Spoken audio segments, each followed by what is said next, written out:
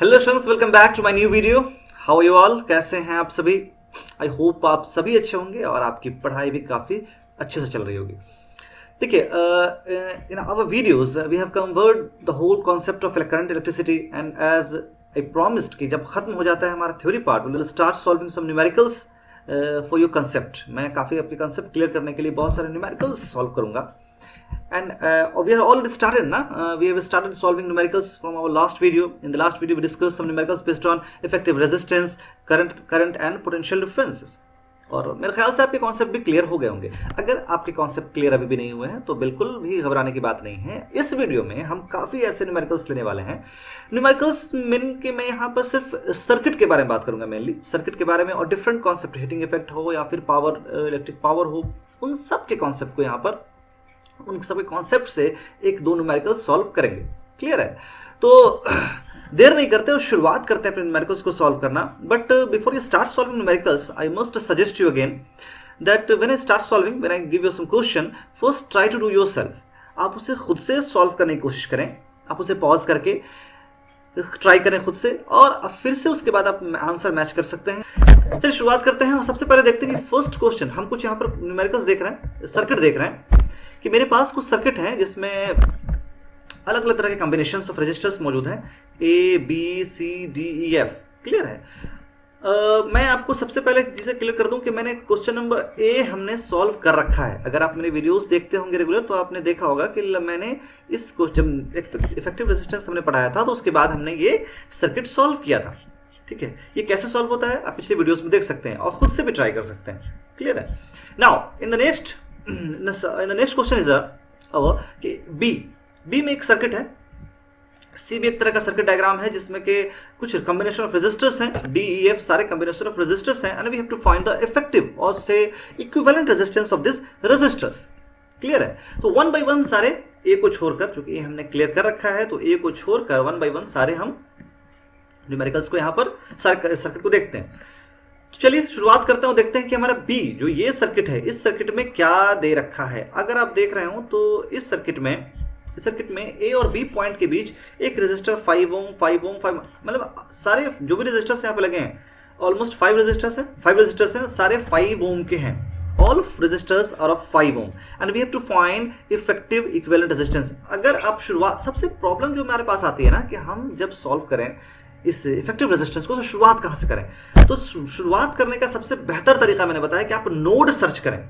आप ना node search करें, और अगर नोड वहां पर दो रेजिस्टर्स के बीच में नोड नहीं है, अगर कोई जंक्शन नहीं है, ठीक है, तो वो ये सीरीज में हो जाएंगे। आप देखें अगर तो यहाँ एक रेजिस्टर्स है, यहाँ भी एक रेजिस्टर है, ये भी एक रेजिस्टर है, ये भी एक रेजिस्टर है, ये भी एक रेजिस्टर है ना। तो क्या ये तीनों आपस में सीरीज में हो सकते हैं?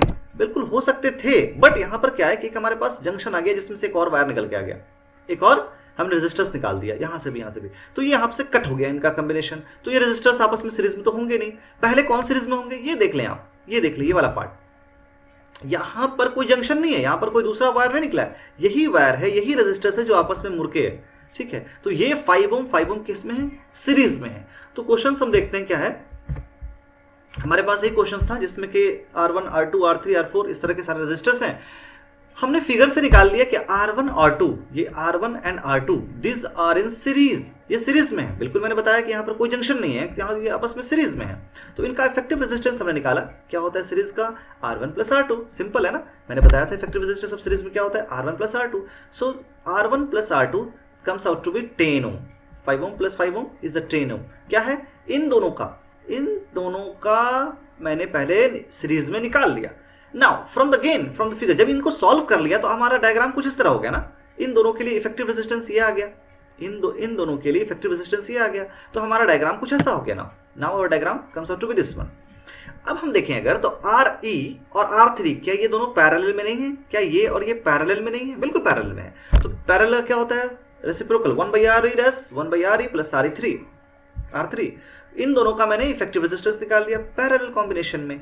क्या हो गया? 1/10 plus 1/5 and it comes out to be RE dash that is 10/3 ohm. तो ठीक है, अब मेरे पास मैंने इन दोनों को सीरीज में सॉल्व किया, इन दोनों को पैरेलल में सॉल्व किया, तो ये हमारे पास RE डैश एक आ गया इफेक्टिव रेजिस्टेंस। अब तक जो इनको सॉल्व करने के बाद आया था, तो अब डायग्राम मेरा कुछ ऐसा हो गया। अब देखें आपके कहीं पर भी कोई जंक्शन नहीं है जिसमें से कोई दूसरा वायर निकल रहा हो, तो now this three R appears to be in series. ये तीनों किसमें है? सीरीज में है, बिल्कुल सही सीरीज में है। तो मैंने R A dash, R5, R4 ये तीनों किसमें है? सीरीज में है। सो आर ई डबल डैश जो कि हमारा फाइनल इफेक्टिव रेजिस्टेंस होगा, क्या होगा? आर ए डैश R5, आप नाम कुछ भी दे सकते हैं, आर ए डैश पर ना जाएं, आप अपने हिसाब से R1, R2, R3, R dash, R double dash कुछ भी दे सकते हैं। मैंने यहाँ पर आर ई डबल डैश लिया है जो कि फाइनल इफेक्टिव रेजिस्टेंस है। वो क्या होगा? सीरीज में 10/3 आर ए डैश आया था मेरा, 5 + 5 एंड क्या हो गया ये आर डैश 40/3। इफेक्टिव रेजिस्टेंस क्या हो गया मेरे पास यहाँ पर? 40/3 ओम। आप इसे पॉइंट में या फिर मिक्स्ड फ्रैक्शन में भी लिख सकते हैं, होल नंबर में। क्लियर है? तो हमारे पास ये सर्किट डायग्राम सॉल्व हो गया। देखिए बहुत कॉम्प्लेक्स डायग्राम आपको नहीं है, बहुत सिंपल सा डायग्राम है, बस आपको अपने कॉन्सेप्ट को थोड़ा सा इन्हांस करने की जरूरत है।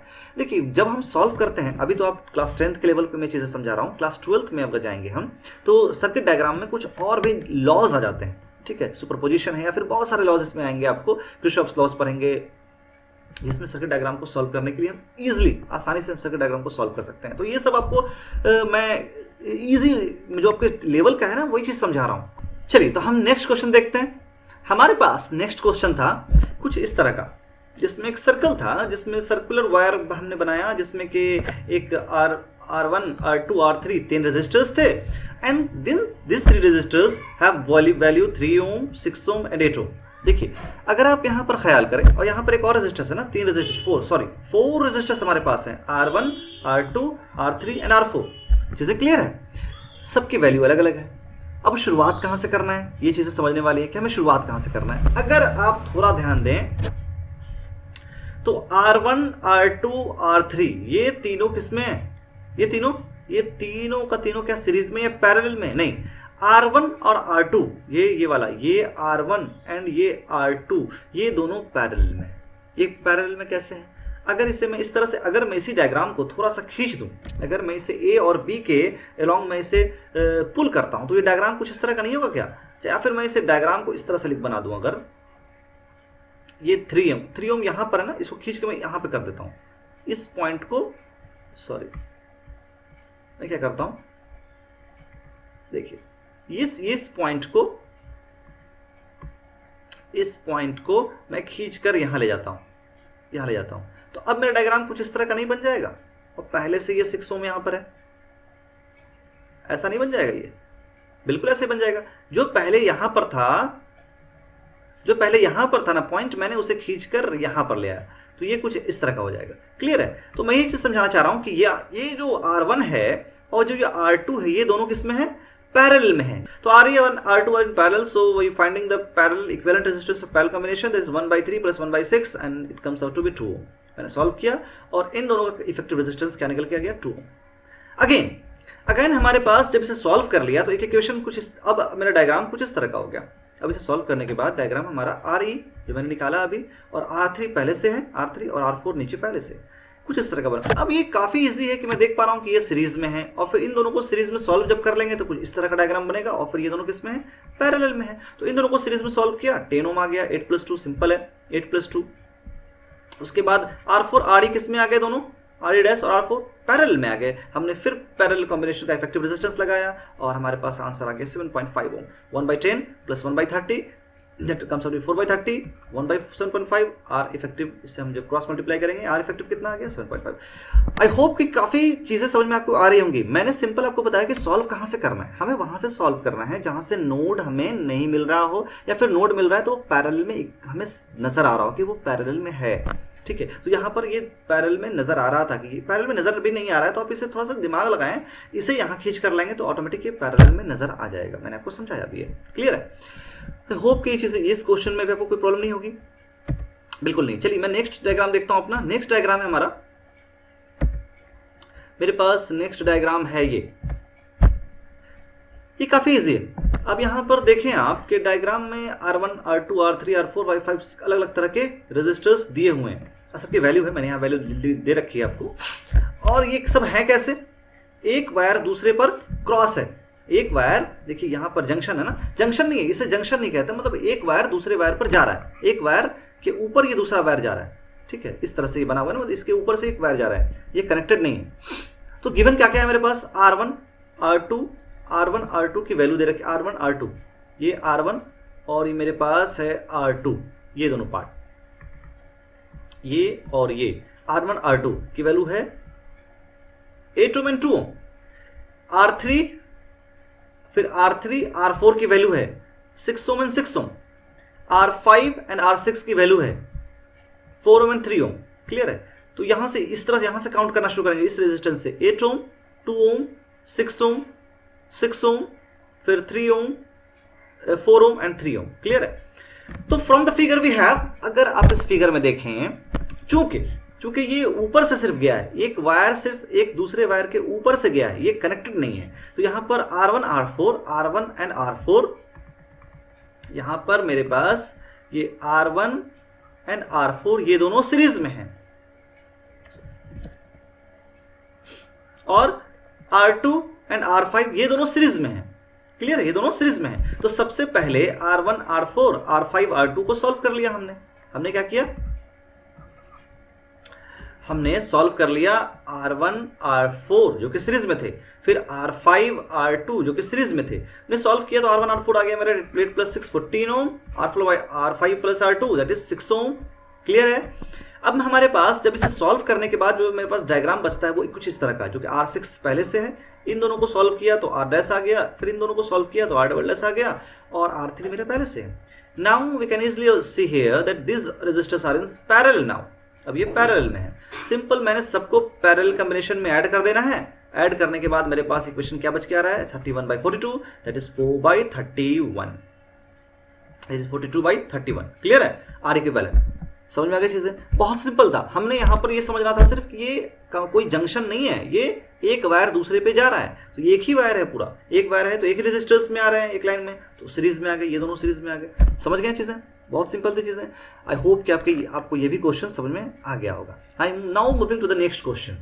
मैं चीजें बहुत जल्दी समझा रहा हूं, आप पॉज करके पहले खुद से ट्राई कर लें। इजी सारे क्वेश्चन है सारे।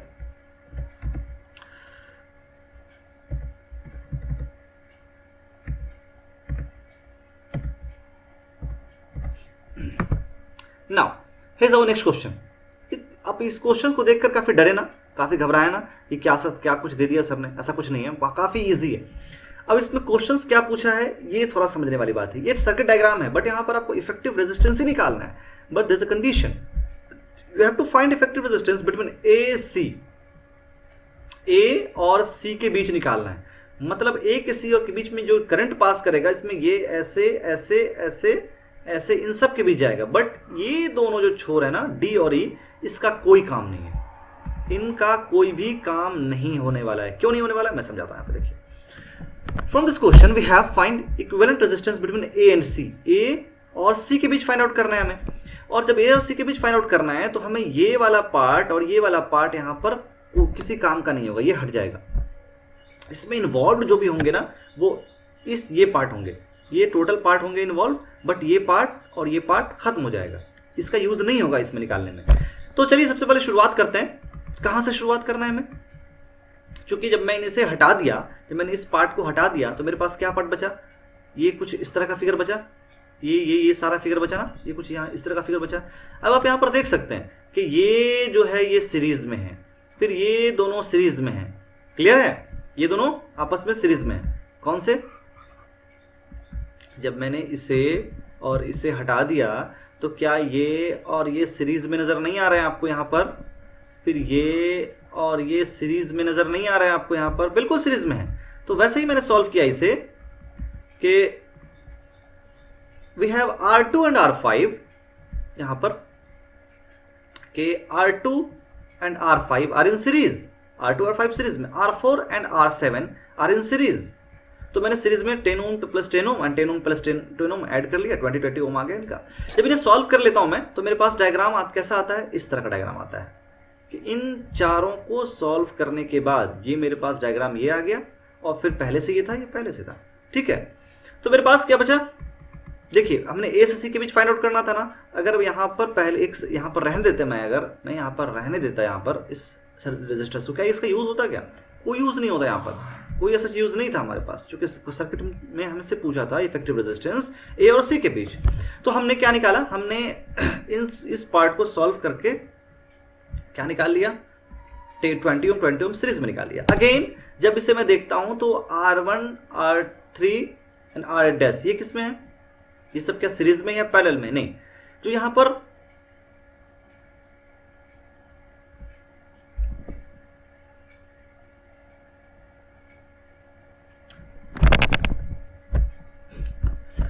तो हमने यहां पर सॉल्व किया इनको, और सॉल्व करने के बाद हमारे पास 20 ओम एंड 20 ओम दो रेजिस्टर्स आ गए। बट जब इन दोनों का जो इफेक्टिव रेजिस्टेंस आया है, इन दोनों का effective resistance R dash and R double dash ये दोनों पैरेलल में हो जाएंगे। बिल्कुल कुछ इस तरह के ये नजर आपको आएंगे कि ये दोनों आपस में पैरेलल में हो जाएंगे। तो इनको पहले हमें सॉल्व करना है। इन दोनों चूंकि पैरेलल में है तो 1/20 करके मैंने पैरेलल में सॉल्व कर लिया इसे। जब इसे पैरेलल में सॉल्व कर दूंगा तो डायग्राम मेरा कुछ इस तरह का बन जाएगा। ये पहले से है, इन दोनों को पैरेलल में फाइनली टोटल को सॉल्व करने के बाद मेरे पास ये वाला सर्किट डायग्राम आया, ये रेजिस्टर आया, फिर R8 पहले से है। जब इन सबको मैं सॉल्व करूंगा फिर, अब चूंकि ये सब सीरीज में, अब सिंपल आपको दिख रहा होगा ये सब सीरीज में है, R1 R3 dash and R8 ये सब सीरीज में है, तो इन्हें मैंने सबको ऐड कर लिया, 10 + 10 + 10 दैट इज 30 ओम। तो सबसे पहले कॉन्सेप्ट में हमें यही समझना है कि हमें यहाँ पर इसका, क्योंकि A एंड C के बीच निकालना था, तो इसका और इसका काम नहीं है, हमें काम है इन सब का निकालना है। पहले इसका इफेक्टिव रेजिस्टेंस, जिसमें ये दोनों सीरीज में, ये दोनों सीरीज में, फिर ये दोनों आपस में पैरेलल में। क्लियर है? इन दोनों का इफेक्टिव रेजिस्टेंस फिर पैरेलल में। पैरेलल में सॉल्व करने के बाद डायग्राम मेरा कुछ इस तरह का बनता है जिसमें तीनों ये सीरीज में आ जाते हैं। क्लियर है? तो मैंने पहले वैसे ही सॉल्व किया है, चीजें आपको समझ में आ गई होंगी। चलिए मूव करते हैं नेक्स्ट क्वेश्चन की तरफ। नेक्स्ट क्वेश्चन की तरफ मूव करते हैं और देखते हैं क्या है। तो नेक्स्ट क्वेश्चन में हमारे पास है इस तरह का डायग्राम। ये भी मेरे ख्याल से आपको सॉल्व हो जाएगा। मैं आपको पहले ये रिक्वेस्ट करूंगा आपसे कि आप पहले सॉल्व करें इसे खुद से, फिर आप देखें। देखिए यहाँ पर कहीं पर नोड, आपको नोड सर्च करना है। अगर आप इसे नोड सर्च करेंगे इसमें, तो यहाँ पर नोड कोई सा भी नहीं है। यहाँ पर है, यहाँ पर है, यहाँ पर एक वायर निकल रहा है, यहाँ से रेजिस्टेंस निकल रहा है वायर, बट यहाँ पर कोई नोड नहीं है, और यहाँ पर दो रेजिस्टर्स हमारे पास ऑलरेडी मौजूद हैं। तो हम क्या करेंगे, हम सबसे पहले R2 और R3 को सॉल्व कर लेंगे। R2 and R3 in series, exactly 10 + 10 10 ओम 20 ओम। तो हमारे पास इन दोनों को सॉल्व करने के बाद डायग्राम कुछ इस तरह का बन गया। तो अब R5 R dash R1 R4 बचते हैं हमारे पास। अब ये दोनों पैरेलल में है, अब ये दोनों पैरेलल में है, बिल्कुल पैरेलल में है, तो हमने पैरेलल को सॉल्व कर लिया 3/20 ओम। अब चूंकि ये पैरेलल में आ गया तो मेरे पास ये तीनों किस में आ गए, इस तरह का डायग्राम बन के। इन दोनों को सॉल्व करने के बाद ये बन गया इस तरह का। अब इन ये तीनों सीरीज में है, R1 R double dash R4 ये तीनों को सीरीज में हमने ऐड कर दिया। ठीक है, सो 26.6 ओम हमारे पास लास्ट में आंसर आता है। तो चीजें हमें सॉल्व कहां से करनी है, आपको सिर्फ वो समझना है। इफेक्टिव रेजिस्टेंस निकालने आना चाहिए, आपको फॉर्मूले आना चाहिए, और बस हमें सॉल्व कहां से करने हैं, स्टार्ट वहां से कहां से शुरुआत करनी है वो आपका ख्याल करना है। चीजें क्लियर हो गई? चलिए, तो हमने ऑलमोस्ट जो भी मैंने सर्किट आपको दिखाया था रेजिस्टर्स का वो आपको क्लियर हो गया। अब मैं मूव कर रहा हूं कुछ कॉन्सेप्ट बेस्ड क्वेश्चन की तरफ, जो कि आपके प्रॉब्लम जो भी कॉन्सेप्ट को और इन्हांस करने वाले, काफी मजबूत बनाएंगे। तो क्वेश्चन है हमारे पास, हाउ मेनी 176, आप क्वेश्चन अच्छे से पढ़ लें, ट्राई करें, फिर मैं इसे सॉल्व करता हूं। How many 176 ohm resistors in parallel are required to carry 5 ampere on a 220 volt. कहना चाह रहा है कि कितने रेजिस्टर्स लगेंगे पैरेलल में, हमें नंबर ऑफ रेजिस्टर्स निकालने हैं। क्लियर है? नंबर ऑफ रेजिस्टर्स निकालने हैं, जिससे मैं अगर पैरेलल में लगाऊं तो मेरे पास इफेक्टिव रेजिस्टेंस, हाँ ये पूछ रहा है how many 176 ohm resistors are required to carry a 5 ampere on 220 volt. कितने 176 ओम के रेजिस्टर्स इसमें लगाने हैं जिसमें करंट मेरा 5 एम्पियर आ जाए और मेरे पास वोल्ट 220 वोल्ट लाइन पर हो। फ्रेंड्स चलिए हम देखते हैं कैसे सॉल्व हो रहा है ये क्वेश्चन। आप क्वेश्चन समझ गए? हमें क्वेश्चन में यही पूछा गया है कि हमें number of resistors find out करने हैं, जो कि नंबर ऑफ रेजिस्टर्स कितने ओम के हैं, सारे रेजिस्टर्स 176, जितने भी रेजिस्टर्स हैं वो सब 176 ओम के हैं। हमें कितने ऐसे रेजिस्टर्स लगाने होंगे ताकि मेरे पास करंट कितना फ्लो कर जाए, 5 एम्पियर का, और वोल्ट 220 वोल्ट लाइन पर हो। समझ गए? तो चलिए शुरुआत करते हैं, देखते हैं कैसे सॉल्व हो रहा है ये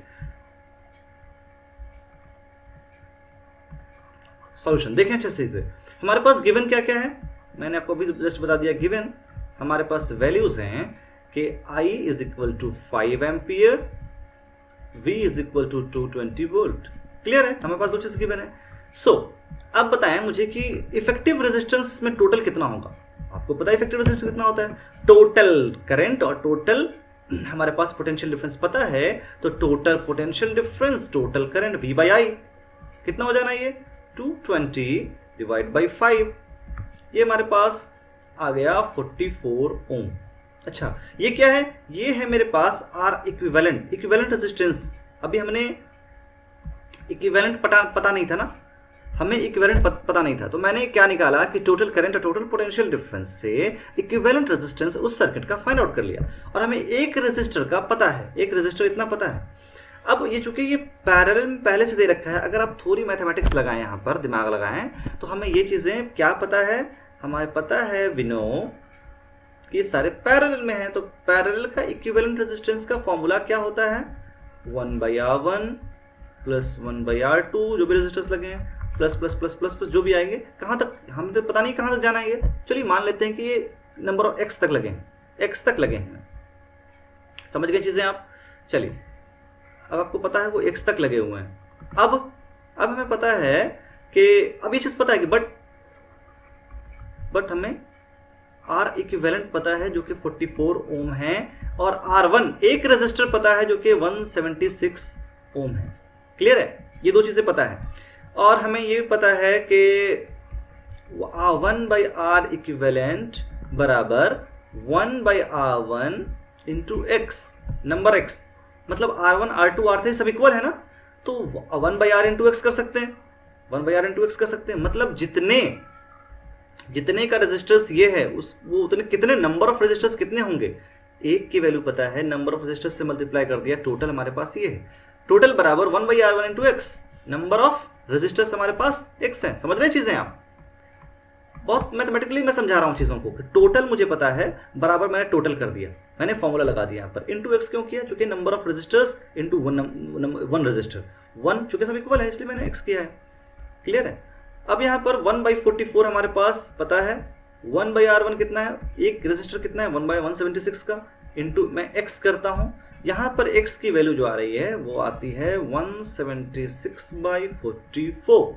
क्लियर है, जब इसे मैं सॉल्व करूं तो ये 4 बार में कट जाता है ये, तो यहाँ पर x की वैल्यू कितनी आ गई 4।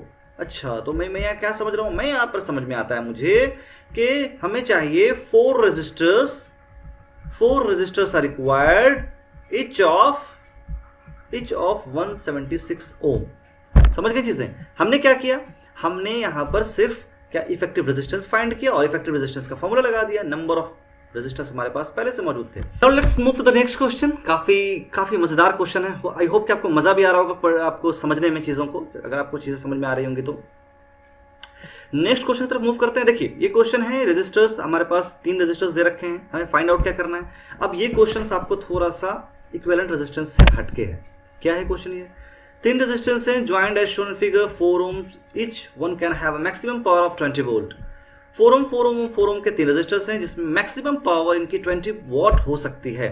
What maximum power of the whole circuit में टेक, होल सर्किट में, पूरे सर्किट में मैक्सिमम पावर कितना होगा।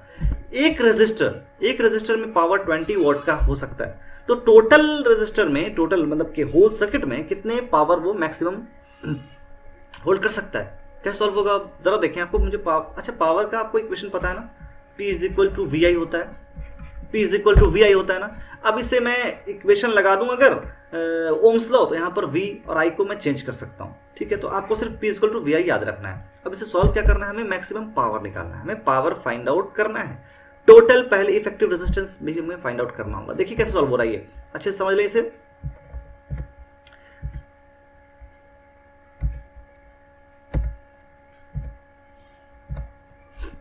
देखिए तो ये हमारे पास है, सपोज करते हैं करंट इसमें कितना फाइंड आउट हो रहा है, करंट कितना जा रहा है, आई करंट का, जो करंट हमें दे नहीं रखा है ना, आई करंट इसमें पास कर रहा है। मैक्सिमम पावर 20 वॉट है, 20 watt is the maximum power एक सर्किट का, एक रेजिस्टर का। ठीक है, तो हमारे पास I square I R equal to 20, ये क्या है, I square R equal to 20 क्या है, P is equal to I square R, ये फॉर्मूला है हमारा, ये भी फॉर्मूला है। जब P is equal to V I होता है तो वहां पर हम P की जगह पे V is equal to I R लगा दूं इंटू आई, तो आई स्क्वायर आर हो जाएगा ना ये। तो ये इक्वेशन, तो ये हमारे पास इक्वेशन निकल कर आता है P is equal to I are.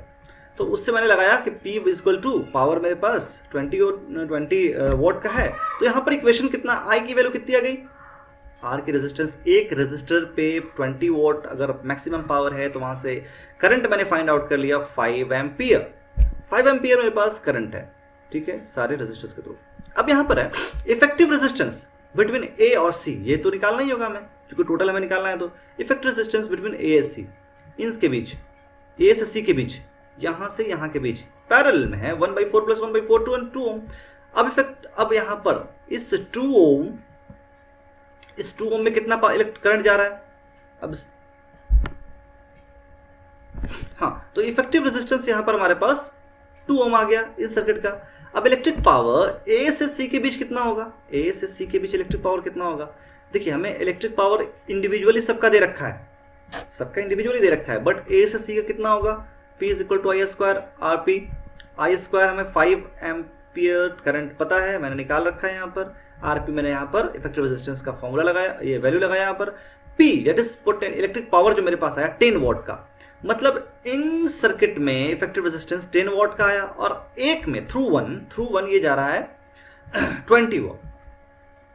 हमें पता है ना, अभी निकालेंगे नहीं भी तो हम चलेगा। ये आई स्क्वायर आर फिर से 20 वॉट निकालने की जरूरत नहीं, क्योंकि यहाँ पे दे रखा है, मैंने अलग से भी निकाल दिया। फिर दोबारा यहाँ पे दे रखा है कि मैक्सिमम पावर एक से ले सकता है 20 वॉट का, तो दोनों मिला के यहाँ पर कितना ले रहा है? 10 वॉट का, और एक सिंगल ले रहा है 20 वॉट का। तो टोटल सर्किट में कितना वॉट जा रहा है? 20 प्लस 10 दैट इज 30 वॉट। ये चीज समझ में आ रही है आपको? देखिए, यहाँ पर सिर्फ फर्क इतना है कि जो करंट मैंने फाइंड आउट किया है, इस करंट से मैंने इसका निकाल लिया है, इस करंट से मैंने इन दोनों के बीच का पावर निकाल लिया है। मुझे इसका 4 पता है, क्लियर है?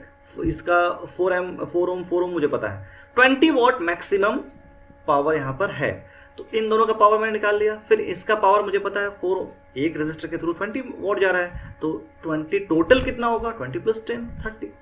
समझ में आ गई चीजें आपको? तो इस चैप्टर में, इस वीडियो में इतना ही। Till then, good bye.